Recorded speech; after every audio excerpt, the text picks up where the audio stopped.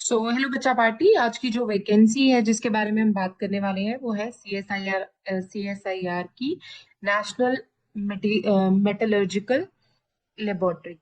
तो आपको यहाँ पे MTS की वैकेंसीज निकली हैं, तो अगर आप फिल करना चाहते हैं तो वीडियो को एंड तक जरूर देखिएगा। इंपॉर्टेंट इन्फॉर्मेशन आपको यहीं मिल जाएगी। 5 जनवरी से आपकी सारी की सारी जो डेट्स है वो ओपन हो रही है और 6 फरवरी तक रहेंगी। 5 बजे तक आप फॉर्म को भर सकते हैं, उसके बाद नहीं भर पाएंगे। ये आपकी रहेगी डेट्स। और ये वैकेंसीज जो निकली हुई हैं ये आपकी झारखंड जमशेदपुर की वैकेंसीज है। आपको देखना चाहिए कि जब आप किसी भी फॉर्म को फिल कर रहे हैं तो उसकी सारी टोटल वैकेंसीज कितनी है। Let's go for it. ये आपके पास मल्टीटास्किंग स्टाफ की वैकेंसी आई है। नंबर ऑफ पोस्ट है 14 है। UR अनरिजर्व की 3, EWS की 3, OBC NCL की 01 और ST की 07। आपके पास वैकेंसी के लिए आपके पास होना क्या चाहिए? 10th होना चाहिए। 10th मेट्रिकुलेशन अगर आपके पास है तो आप अप्लाई कर सकते हैं। और MO2 के लिए आपके पास इलेक्ट्रिशियन की ये वैकेंसी है, तो आपके पास ITI होना चाहिए इलेक्ट्रिशियन का। आपके पास दो वैकेंसीज हैं और एक UR की है, एक OBC की है। नंबर ऑफ पोस्ट UR के लिए 1 है फॉर कारपेंट्री। अगर कारपेंट्री का आपने ITI किया हुआ है, कोर्स होता है ITI में, तो वो अगर आपने कर रखा है तो आप इसके लिए अप्लाई कर सकते हैं। आपके पास मल्टीटास्किंग स्टाफ में फिटर की जॉब है जिसमें नंबर ऑफ पोस्ट 1 है। अगर आप ट्रेड फिटर की बात करते हैं तो ये आपके पास वैकेंसी है, नंबर ऑफ पोस्ट 1। EWS के लिए प्लम्बर की वैकेंसी है, तो अगर आप अप्लाई करना चाहते हैं तो आप कर सकते हैं। M06 number of post 1, ITI pass in air condition, तो आपके पास है, आप अप्लाई कर सकते हैं।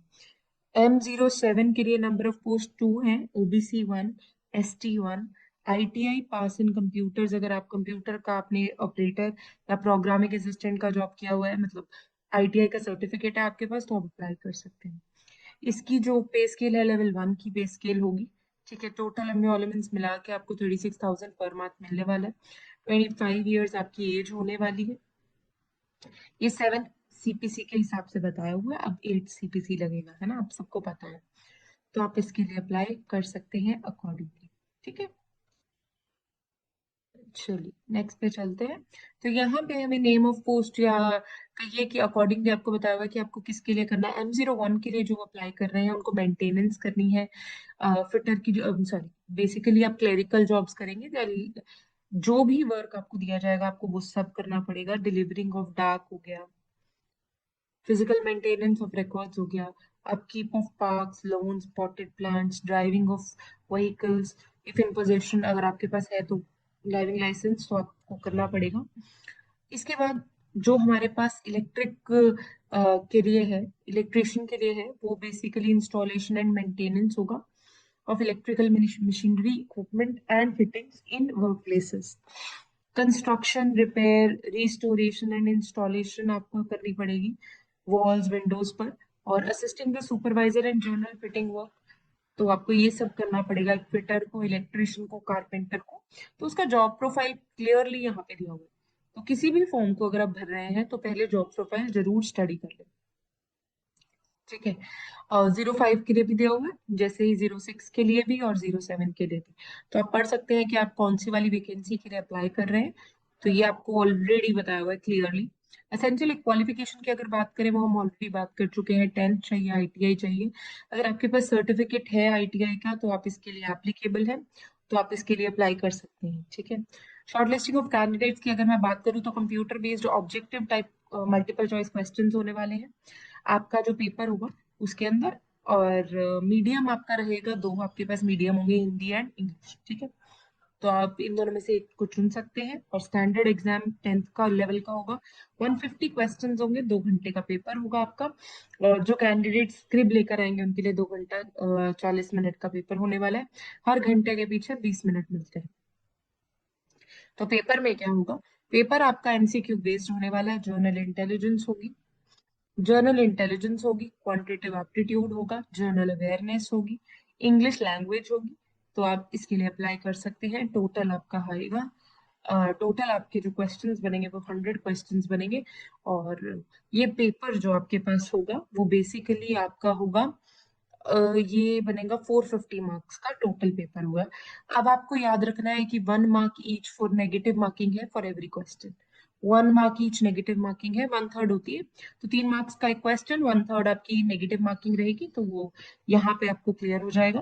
तैयारी भी अभी से शुरू करिएगा। अगर पेपर भर रहे हैं तो बहुत सारे बच्चे होते हैं, फॉर्म तो भर देते हैं कि हम तो तैयारी कर रहे थे, है ना। तो वो नहीं काम करना है, बिकॉज हर पेपर के लिए आपको तैयारी तो चाहिए होती है। इवन रिविजन चाहिए होती है हर छोटे छोटे टॉपिक के लिए। तो अगर आप तैयारी नहीं कर रहे हैं, फिर आप पेपर की क्लैरिटी के बारे में बात नहीं कर सकते। Preparation of merit list on the basis of the competitive examination होगी।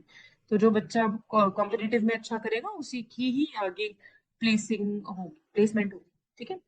तो सिटीजन ऑफ इंडिया होना बहुत जरूरी है आपको।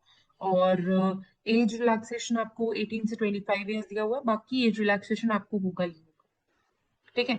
ओबीसी जो है, ओबीसी के लिए नहीं होगा, बाकी सबके लिए, SC ST के लिए।